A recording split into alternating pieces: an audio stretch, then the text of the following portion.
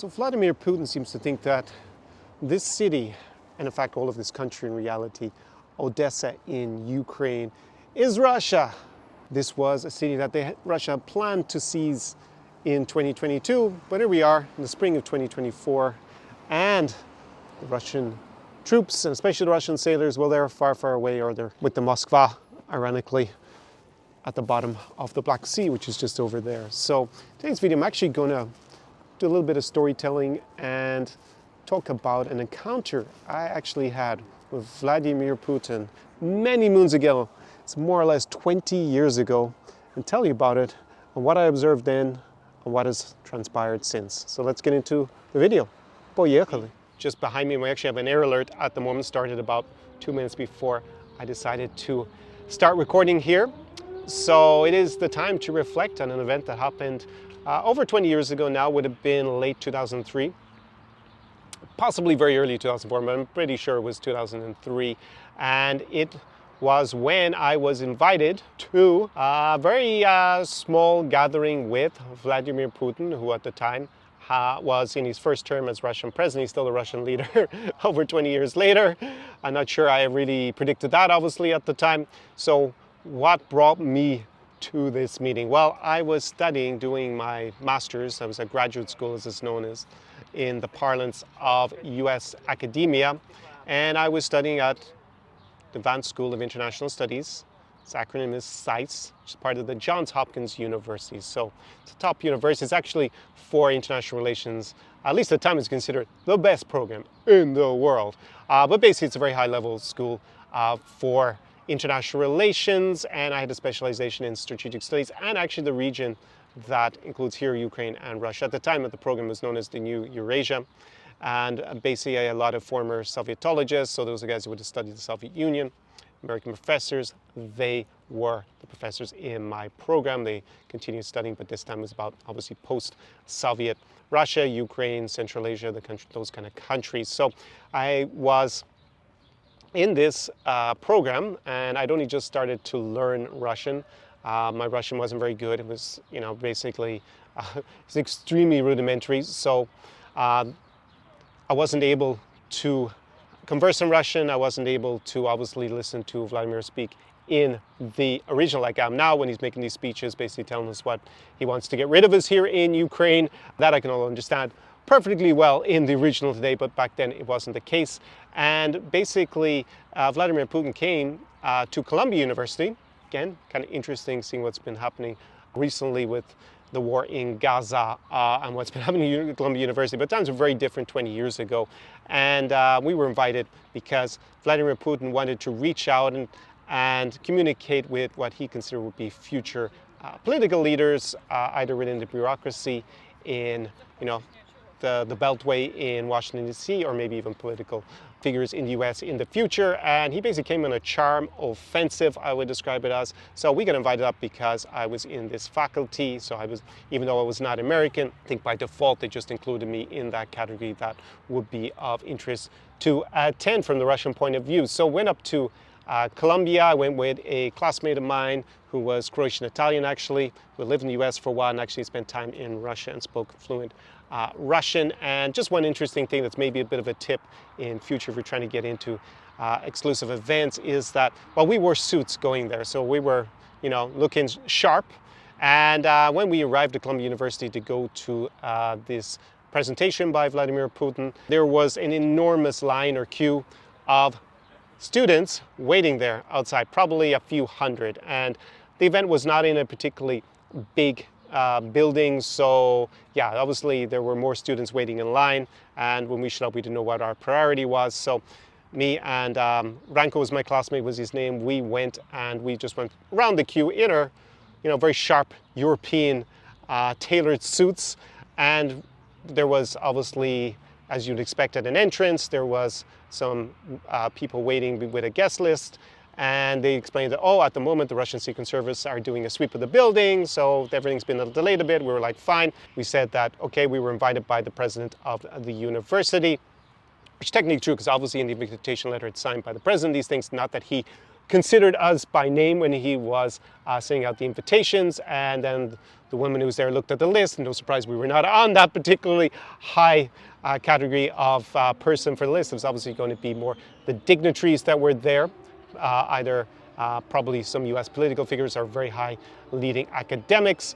And she said, oh, I just wait here for the moment because obviously everything is delayed, and we'll sort out and figure out where you are in the list. So I was thinking, okay, presume you're still going to get in here. And then this, I guess, Russian gentleman came up, and he introduced himself as, I don't know, Professor, we'll give him a name, Gennady Vladimirovich from Moscow State University. And the woman looked for his name, and she did not also find his name. He got rather upset, offended, and irate. He was like, I am not on list. I am Professor blah, blah, blah, blah, blah. From, I think it's GMU, is that the acronym or the initialism in Russian? But anyways, Moscow State University. He acted very offended and got very, very angry. And then the woman looked quite intimidated by him. She cowered a little bit and said, oh, no problem, no problem. Just wait here, you can come in. And then basically about 5 minutes later, she waved him through. And so we actually got to go in and pick our seats right up pretty close to the front, actually. It wasn't a big, there was less, I would say there's definitely no more than 100 people at this meeting or audience with Vladimir Putin. So we were pretty close, maybe not at the front few seats, because I think they were reserved for, like, the Dean of the University of Columbia and stuff like that. But we were a few rows back, and we sat there, so we're like, wow, this is pretty cool. Obviously exclusive event. We're going to listen to the Russian president. Now, it's important to realize that unlike today, in Vladimir Putin's first term as Russian president, he was seen rather favorably in the US and in Western Europe, because Russia had had the instability of the 90s, and Boris Yeltsin had been the president of Russia during that time, and obviously maybe not entirely due to Yeltsin, but just because the communism had failed, the Soviet Union had dissolved, and obviously we'd had 15 new countries emerge, and it was quite chaotic. Plus you had the countries that were in the Warsaw Pact. They also all faced austerity while they reorientated their economies after being central planned economies and became more market orientated. So there was a lot of desperate poverty and social decay in Russia during the 90s, and then at about the time when Putin became president, I think also resource prices that Russia sold also started to soar in price pretty soon after that. So anyways, whether he was responsible for the large part of the turnaround, or he just happened to be in the right place at the right time, he was seen in a very positive light for that reason. He's seen it brought stability to Russia. It wasn't as wild and chaotic and as maybe unpredictable and unreliable going forward, and that was the feeling. So most people actually had a pretty positive impression of him, which is obviously quite different today, considering what has happened since. So Putin obviously came in. He had a huge number of bodyguards with him, these big guys, I remember, all around him. Putin isn't particularly tall. I think he's actually pretty short in reality. And he sat there in the middle, and he took questions. And as I said, it was a charm offensive. He was quite witty. He came across as quite sharp in answering the questions, intelligent. He was affable, I would say, almost, because he made a lot of jokes. He had humor. Now, it was the main reason for him to be there, was to reach out and create a good impression with, potentially future leaders in the US. He also was not really confrontational at all with the United States. He'd also, in the aftermath of 9/11, reached out to help the US. He had a pretty good relationship with the US president at the time, George Bush Jr. He'd obviously famously quipped that he looked into Putin's soul and seen a good man. I'm probably paraphrasing a little bit. So, had all those things. It was creating, to me, as obviously someone in their mid-20s at the time, quite a good impression, because I thought, okay, he seems to have humor, he seems intelligent. I've been given this very good impression about Putin just by basically the media and what I'm studying relative to, the leader that had come before. There was even one moment where a woman stood up to ask a question, and she took a step forward, and all, his 8 huge bodyguards took a step forward towards her, and it was kind of this funny incident. He made a joke about it, not to be too intimidated about them. They're just looking after his safety, and he doesn't feel threatened that you're going to do anything. Yeah, he made it, quite lighthearted. And then there was a moment that revealed a lot about what Vladimir Putin was planning to do. A woman stood up and she introduced herself as a Russian journalist. Now, she was quite young. She was probably early 20s, I would say. So I'm not sure if she was kind of a student who also, contributed to a newspaper, or she was actually, kind of a professional journalist or not. And I understand that this wasn't the purpose of his trip, to speak to the media or this particular audience that he was giving. It was this reach out and this kind of, as I said, I'll describe it as a charm offensive, a charm campaign, which is quite different to other campaigns he's launched since then. And his tone and his face changed immediately. He stopped appearing quite friendly and affable and looked quite unhappy, I would say, and a bit annoyed, irritated by the fact that someone who introduced him as a journalist, a Russian journalist, had stood up. And she asked a question basically about, she said, hey, Mr. President, how do you respond to people in Russia who are now starting to criticize your clampdown on the media? Maybe I'm paraphrasing, I don't remember the exact words that she used, but basically indicated his clamping down the media or restricting the media to a certain extent. And Putin's eyes actually narrowed. He became quite aggressive immediately, and he kind of snarled back at her. You don't realize how good you've had it. In Russian history, there's never been real freedom of speech. This is the freest that Russia has ever been. You should appreciate it more. And to me, it was quite shocking, his response, because he didn't handle it like the rest of the questions or his general demeanor at all, where he was, as I said, quite charming. We could say the charm offensive was working. He was quite aggressive and nasty and condescending, that she could dare, question his commitment to freedom of speech. And he looked a bit more like a psycho ex-KGB agent in that moment, which was quite a contrast to what had happened before. And if we look at what happened, obviously, with freedom of speech in Russia, journalists, basically was completely crushed, and many leading journalists suddenly ended up dead, as did many of his political opponents. And that was obviously, in hindsight, of course, we can look back and say 50-50, but even our 2020 is hindsight, right? Looking back at it, we can tell, obviously, what happened afterwards. There isn't very much freedom of speech or freedom of expression in Russia in terms of the political context. You can look at the rankings of where Russia lies. And but it was definitely an omen about what was going to happen. And it definitely unsettled me. It dramatically changed my impression. If it hadn't been for that, I probably would have been overall very positive. Because remember, my father actually asked me, oh, that was interesting. You went to this small audience with Vladimir Putin and obviously the leading academics in the field. What was it like? And I said, yeah, he was quite charming, he was quite smart, but at the end, he left me feeling very uncomfortable, and he was quite aggressive, this journalist, and yeah, he looked like a bit of a nasty, I guess thug is the word I would use in hindsight. Definitely was a portend of, an omen of what was to come. And if you had told me there, Connor, he's still going to be president in 2024, and he's going to be the Russian leader, claiming, well, he says he's in his 5th term. The last elections were pretty much farcical.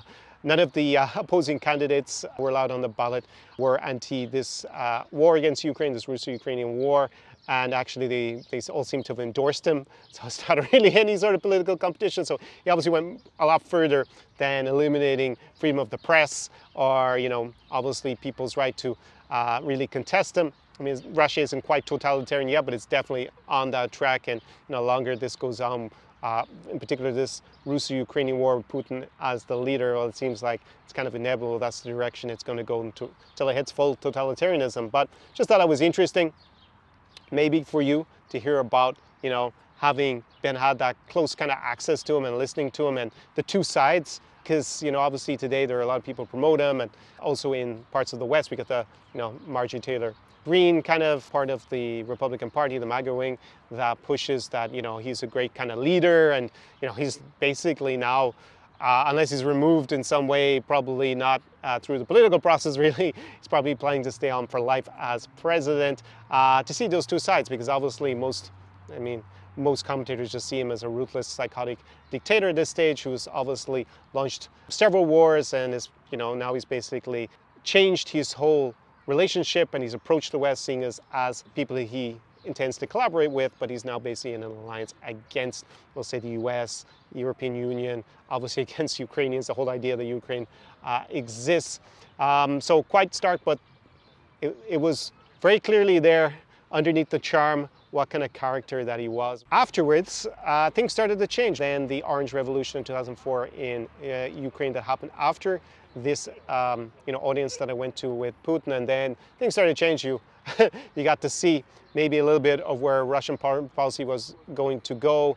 Obviously, they backed Yanukovych in that, who was seen as more Russian, pro-Russian, and accusations to the FSB, which is the renamed KGB from the Soviet Union, Russia's security services, that they poisoned Yanukovych's rival, Yushchenko. He had all these pop marks, and he survived and actually became the president when they had a third round because there was allegations of fraud, but you had this, and then suddenly the relationship obviously got progressively worse between Russia and not just Ukraine, but countries that wanted to leave Russia's orbit, like Georgia. They were invaded in 2008, and obviously we've had these invasions here in Ukraine. And actually later on, it was a couple of months later, I went to dinner with the former Estonian president, who, if you fly into Tallinn today, the airport's named after him, Lennart Meri. And he told me something, because I had this, I guess, audience with Vladimir Putin, and I had the unsettling experience of seeing how he indicated his attitude towards the Russian press or journalists. And so when I was at this dinner with Lennart Meri, he imparted to me some wisdom, and he said that he had been particularly keen to join NATO, and actually more keen to join NATO because it obviously has Article 5 in NATO, which means in principle attack on one member state is attack on all, and basically it gave him the security umbrella of the US. Obviously US is a nuclear power with, it's a predominant military power at the time, was known as the hegemon even back in those days.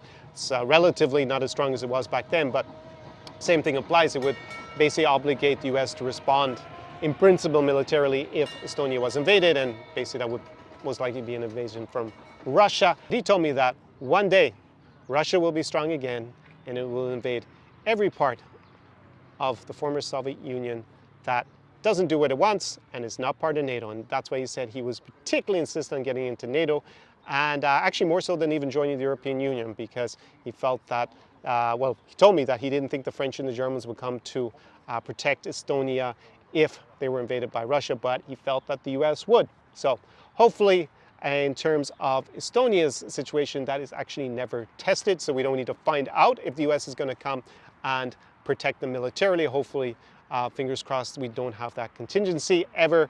But I thought that was interesting that he was not so sanguine about Russia, no matter who's in charge, and in particular, Vladimir Putin. So that was my audience. I mean, I didn't get to shake the guy's hand, probably for the best in the long term as I sit here in Odessa. I did a live stream a couple of weeks ago where I discussed how, or actually did a few days ago, where I discussed how I had a close call here in Odessa with a Russian cluster munitions that was fired, at people who were walking along the Pram out jogging, and unfortunately I, at the bottom of Arcadia, decided to turn left and not right because I actually jogged equidistant to the left, and then the Russian cluster munitions, which target obviously a civilian area and killed 6 people and injured around 30, was 1.4 kilometers to the right, and I jogged 1.4 kilometers to the left. And if that had been, if I had gone to the right, then maybe I wouldn't be sitting here and been able to describe to you about that encounter 20 years ago. So yeah, kind of, I guess, interesting how life develops and where you end up. I certainly didn't expect to be living here in Ukraine during the biggest war in Europe since World War II, nor did I expect that the person who has, the leader who has started it and continues to prosecute this war of imperial aggression against Ukraine and against basically Europeans, against the collective West, is the man who, up until that last question from a Russian journalist 20 years ago, was actually quite charming and affable.